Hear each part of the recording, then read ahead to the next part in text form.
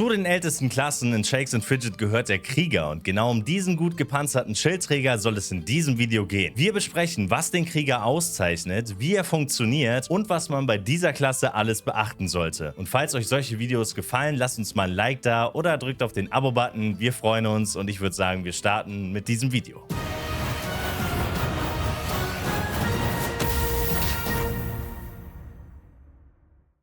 Habt ihr euch für den Krieger entschieden, setzt ihr auf unglaubliche Ausdauer. Das heißt, eure Lebensenergie ist sehr viel höher als bei den meisten anderen Klassen. Das Ganze liegt daran, dass beim Krieger der Ausdauermultiplikator bei mal 5 liegt. Nur zum Vergleich, beim Magier liegt er beispielsweise bei mal 2. Und nicht nur die daraus resultierende Lebensenergie ist entscheidend, sondern auch eure Schadensreduktion. Denn diese liegt beim Krieger bei maximal 50% und das ist halt schon ordentlich. Und nur zur Erklärung, die Prozentzahl der Schadensreduktion entsteht aus den Rüstungswerten eurer Gegenstände. Diese erhöhen eure Schadensreduktion im besten Fall bis zu dem jeweiligen Maximalwert einer Klasse. Im Allgemeinen kann man aber sagen, desto höher eure Rüstung und damit auch eure Schadensreduktion, desto weniger Schaden erleidet ihr im Kampf. Und was man auch noch zu eurer Rüstung sagen kann, als Krieger tragt ihr schwere Rüstung. Und das natürlich in Kombination mit einer Kette, einem Ring und einem Talisman. Jetzt müssen wir darüber reden, wie sich ein Krieger in der Schlacht verhält. Und ihr wisst ja, Krieger kämpfen mit einer Nahkampfwaffe und einem Schild und vor allem letzteres ist das, was ihn auszeichnet. Durch euer Schild habt ihr als einer der wenigen Klassen 10 anstatt 9 Item-Slots. Dafür benötigt euer Schild keinen Sockel für einen Edelstein. Dieser wird dann im Hinblick auf die Werte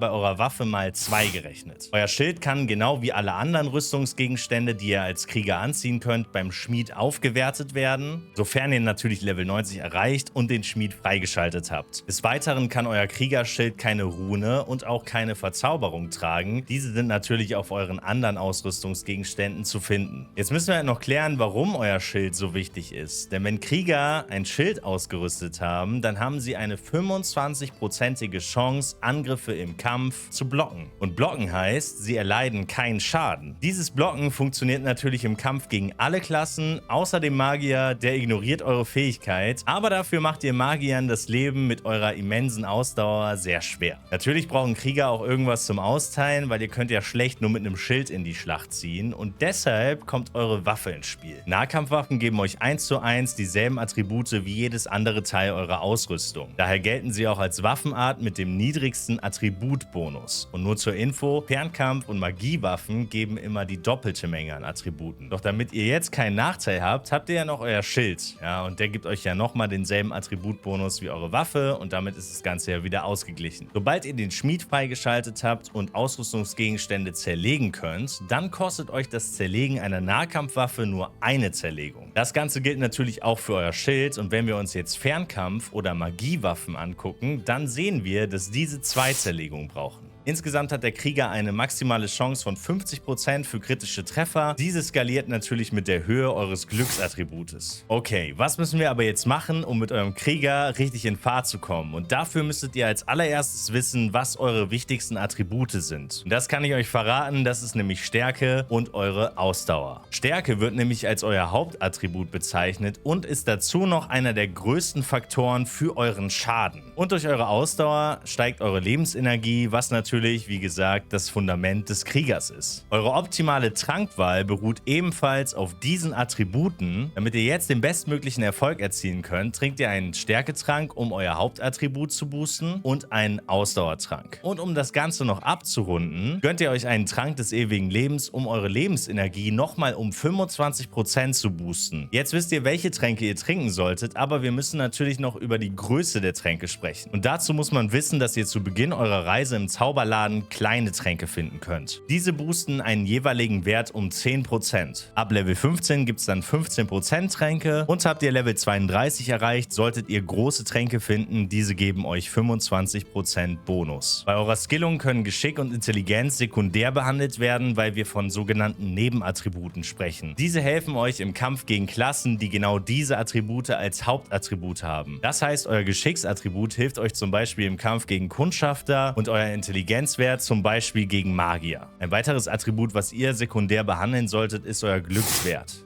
Das war alles zum Krieger und jetzt ist Zeit, ein Fazit zu ziehen. Denn all in all kann man sagen, dass der Krieger zu einer der konstanteren Klassen gehört. Im Kampf gibt es keine großen Schwankungen, sondern man weiß eigentlich, wo man dran ist und genau das bekommt man auch. Als Krieger ist man daher ein wenig gemütlicher unterwegs und kann sich voll und ganz auf seinen Fortschritt konzentrieren und so mit ein bisschen Zeit seine Feinde in die Flucht schlagen. Ja Leute, das war's mit unserem Klassenprofil zum Krieger. Falls euch solche Videos gefallen, gebt dem Video gerne mal ein Like und drückt auf den Abo-Button. Und schaut auch unbedingt mal in die Videobeschreibung, denn dort findet ihr eine Playlist zu allen anderen Klassenprofilen. Ich bedanke mich fürs Zuschauen. Wir sehen uns bald in einem neuen Video. Macht's gut!